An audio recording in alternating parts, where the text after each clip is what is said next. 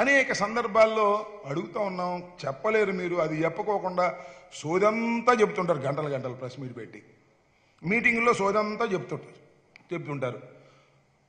3 సార్లు ముఖ్యమంత్రిగా చేసే అవకాశం మీకు ఇస్తే 3 సార్లు క్యాబినెట్ని పరిపూర్ణంగా నిర్మించుకునేటటువంటి అవకాశం ఉభయ రాష్ట్రాల్లో 2 సార్లు, ఆంధ్రప్రదేశ్లో 1 సారి ప్రజలు మీకు ఇస్తే, ఓ నారా చంద్రబాబు నాయుడు గారు, నేను సూటిగా అడుగుతా ఉన్నా, సమాధానం చెప్పండి.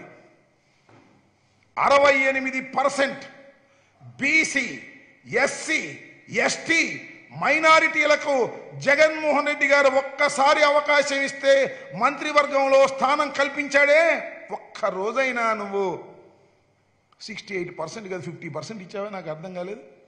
ఎస్సీలన్నా, ఎస్టీలైనా, బీసీలైనా, మైనారిటీలైనా నీ పల్లకి మోసేవారే అనుకున్నావు తప్ప పల్లకి ఎక్కేవారు కాదని భావించినటువంటి దుర్మార్గమైనటువంటి పరిపాలన మీది చంద్రబాబు నాయుడు గారు. అందుకే మీకు 23 సీట్లు ఇచ్చారు. అది గుర్తుపెట్టుకోమని ఈ సందర్భంగా మనవి చేస్తున్నా. 3 సార్లు ముఖ్యమంత్రిగా చేశారు, 14 సంవత్సరాలు ముఖ్యమంత్రిగా చేశారు. పేదవాడికి ఇళ్ల పట్టాలు ఇచ్చినటువంటి సందర్భాలు ఉన్నాయా? ఎస్, నేను చెప్తున్నా, జగన్మోహన్ రెడ్డి గారు ఒక్కసారి అవకాశం ఇస్తే ఈ రాష్ట్రంలో 30 లక్షల మందికి ఇళ్ల పట్టాలు ఇచ్చినటువంటి ఘనత జగన్మోహన్ రెడ్డి గారికి దక్కుతుంది.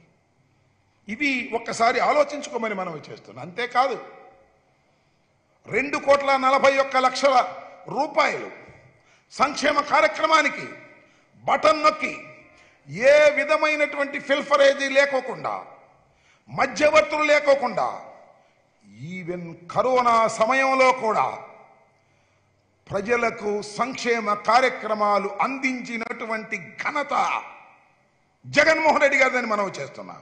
ఇవన్నీ చూసిన తర్వాత భయం పుడుతున్నట్టుంది చంద్రబాబు నాయుడు గారికి. మళ్ళీ తిరిగి వచ్చే అవకాశం లేదు. చాలా విస్పష్టమైనటువంటి అంశం ఇది. నిన్న మనం చేస్తున్న ఏనాడైనా చంద్రబాబు నాయుడు గారు 14 సంవత్సరాలు ముఖ్యమంత్రిగా ఉన్నారు, 3 సార్లు ముఖ్యమంత్రిగా ఉన్నారు ఉమ్మడి రాష్ట్రానికి. ఇక్కడికి ప్రభుత్వ పాఠశాలల పట్ల మంచి చూపు చూశారా? బాగు చేశారా? ప్రభుత్వ పాఠశాలను మూసివేశారు, ప్రైవేటు పాఠశాలలకు రాజమార్గం వేశారు. అలాంటి దౌర్భాగ్యమైనటువంటి పరిపాలన మీది. అందువల్లనే జగన్మోహన్ రెడ్డి గారు చక్కని పరిపాలన అందించేటటువంటి పరిస్థితికి వచ్చి ప్రజల కోసం పనిచేస్తున్నటువంటి ప్రభుత్వం కాబట్టి ప్రజలు జగన్మోహన్ రెడ్డి గారికి ఓట్లు వేయడానికి సిద్ధంగా ఉన్నారనేటువంటి అంశాన్ని మీకు కూడా తెలుస్తుంది. సహజంగా తెలవకుండా ఎందుకుంటుంది? మీరు కూడా సర్వేలు చేయించుకుంటారు కదా. జగన్మోహన్ రెడ్డి గారికి అద్భుతమైనటువంటి ఓటింగ్ పర్సంటేజ్ ఉందనేది విస్పష్టంగా అర్థమైన తర్వాత ఎవడు గెలుస్తాడు? పవన్ కళ్యాణ్ గెలుస్తాడా? లేకపోతే ఇంకెవడన్నా గెలుస్తాడా? అందరినీ కలుపుకుంటే ఏదైనా 4 సీట్లు వస్తాయని తాపత్రయపడుతున్నటువంటి దశలో ఇవాళ తెలుగుదేశం ఉన్నది. ఈ విషయం జనానికి అందరికీ అర్థమైపోయింది.